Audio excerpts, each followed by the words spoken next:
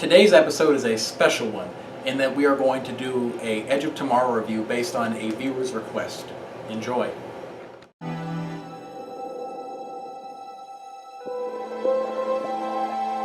This is not the end.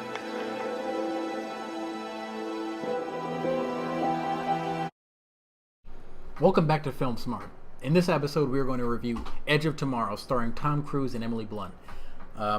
We're just going to give our initial thoughts, the good, the bad, and the ugly, into this film. And once again, like X-Men, there isn't too much ugly or bad. All right, let's just go through what we liked about it real quick.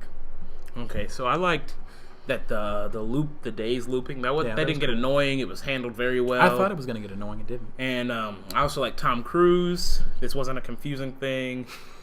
It didn't suck. That's also good. Yeah, Tom Cruise wasn't crazy. He wasn't jumping on any couches. and it wasn't Oblivion. You know, there's a lot of good things going on. And Emily Blunt was phenomenal. Yeah, I want her in everything. She should be a movie star because she has great acting chops. And the sad thing is that this movie is so good, but it's not going to make a lot of money because not a lot of people. They should have just cast somebody. Well, you have to remember this had terrible marketing campaign. Yeah. The song "This Is Not the End," which really is a really cool song. Yeah, I love the song. But a lot of people are saying like it kind of felt like a spiritual journey or something for the movie. This is not the end. Which actually, when you think about it, it kind of is not a spiritual journey, but it is kind of. It is a journey for the character. Yeah, he kept seeing her die, and this isn't the end. Every time he died, it wasn't the end. Well, this is a spoiler video, so yeah. So the movie definitely was good, but it's not gonna bring in a wide audience like I wish. Like it really deserves. I really wish a lot of people. It's would this see year's this. Pacific Rim. Yeah. I think if you could switch the audience for Amazing Spider-Man 2 and this, that would be perfect. Because Amazing Spider-Man 2 is the pinnacle of garbage. Don't ever support that movie. If you could just take the movie, the audience from Divergent as well. Yeah. And bring it to this too. Just kill both franchises. Amazing Spider-Man 2, Divergent, right in the trash with Zoe Kravitz. Yeah, so they were just But let's get back. The special effects, phenomenal. Oh yeah, the aliens, the way they whipped around, and it all looked. Number one, it felt real. I think I told you that I felt like I was within the I was scared. I was in the universe. I felt like I was on that beach shooting a gun, having that armor on me, and even at the end when they were going on that like death mission, I just felt immersed in the whole universe, and I felt like I could have died with him. And the first war scene when he gets killed by the alien and his face turns black. And all that blood. That was so. It was like a horror movie. Yeah. But it was they obviously used special effects and makeup, which made it look ultra real. So yeah, special effects phenomenal. They were just great. And too bad they spent so much money on those special effects, I'm sure, and they're not going to make that money back. Man, that's maybe Tom Cruise should just stop. Because, a lot of people are saying Emily Blunt is box office poison. No, she isn't. I know she hasn't really done... She was in Devil Wears Prada. People love that movie, and a lot of people flock to go see that. So, I'm like, she's not box office poison. Not box office poison. Tom Cruise is the box office poison. Well, it depends, because when he does Mission Impossible, he's fine. Well, yeah, because I think people know that those are good now. Yeah. So... But like something like Oblivion or Jack Reacher... not a lot of people go to see. Which actually, the sad thing is, I heard Jack Reacher was actually a pretty good film. It was Oblivion was crappy. I watched some of that this week. One bad apple. Days ago.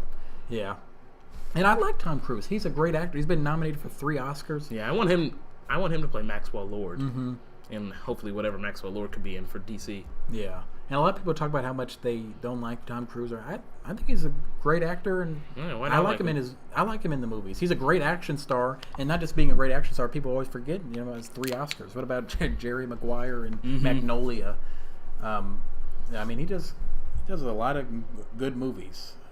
So let's not let's just not graze over that. He's a great actor and a great action star, and he was phenomenal in this movie along with Emily Blunt.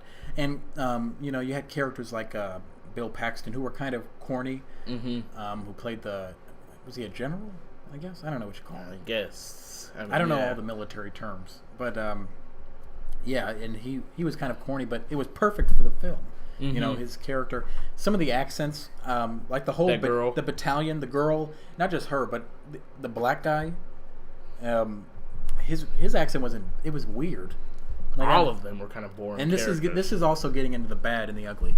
Pretty much the whole battalion around Tom Cruise, which some of them could be okay, were kind of, they were boring, and a couple of them had terrible accents, just like they put no effort into it, and it was god awful, and that took me out of a few scenes where I was like, what?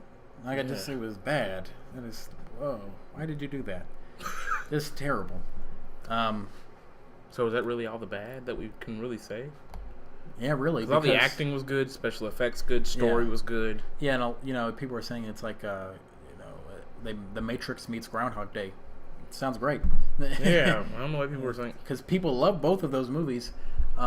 So yeah, I'm glad that it came to work, because when I saw the trailer for this movie about his replaying his life, I just kept thinking that's going to be so boring after a while and get annoying. But it didn't. It worked. The action was great. It had a good story, and you could keep up with what was going on, about how he's linking into the aliens, and you have to kill a certain alien to... what was it, the Omega or something? Yeah. I know you had to kill the Alpha to get the powers. Yeah. And kill the Omega. So, yeah, it was a great movie. What would you rate it, Josh? Out of 10... How about I don't want to give everything a 9 or 10, so I'm just going to 8.5. Actually, no, 9. I really liked it. I really liked it. I'd probably give it an 8, 8.5. I'll say an 8. I've been giving out a lot of high scores recently. Yeah, that's except for Spider-Man. But this movie I'd give an 8, and that's really it's a good score. So yeah, definitely, if you didn't read our description, which is going to say spoiler video, just make sure you know that that you should go see this. Yeah, go see it. I'm going to probably see it a second time. If you're watching this video, I'm assuming you've seen it before. Go see it a second time. Yeah, support this. Yes. Because this isn't a movie that's going to have a sequel, I would assume. I really wish it did, because I want to revisit, but I don't want to. I don't want to. There's so many sequels these days between superheroes and Star Wars and Mission Impossible and James Bond and Pacific Rim, and so there's maybe a sequel from that. So there's just so many sequels these days that it gets old. But definitely, I would like to have everybody who hasn't seen this movie to go see it, because it's so good. For you to not support this film is terrible, because everybody's going to go support Transformers and Ninja Turtles, but nobody's going to see this. Nothing wrong with Ninja Turtles or Transformers, by the way, but yeah, so definitely go see the movie if you didn't read the description with spoilers. It's a great film. I really enjoyed it. Give it an 8.